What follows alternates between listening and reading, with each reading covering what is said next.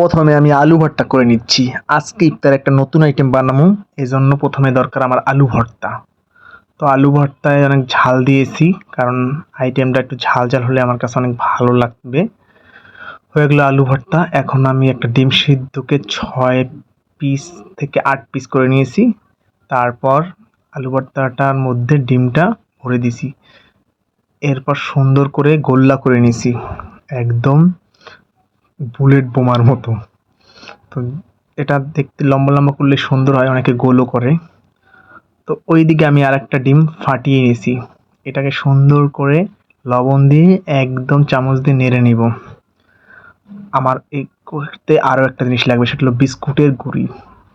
তো এখন আমি বিস্কুটের গুঁড়ি আর ডিমের মধ্যে ওই আলু আর ডিমের গোল্লাটাকে মিক্স করব। এখন এটাকে আমি গরম তেলে ভেজে নিব। তো এটা করতে আমার 2টা ডিম লেগেছে, একটা ডিম সিদ্ধ আর একটা ডিম ফাটিয়ে নিয়ে নেওয়া লাগবে। তো এই যে, আর বিস্কুটের গুঁড়িটা অনেকে বেশি দেয়, কিন্তু আমি কম দিয়েছি, কারণ বিস্কুটে বেশি দিলে একটু মিষ্টি মিষ্টি বেশি হয়ে যায়, তাই আমি কম দিয়েছি।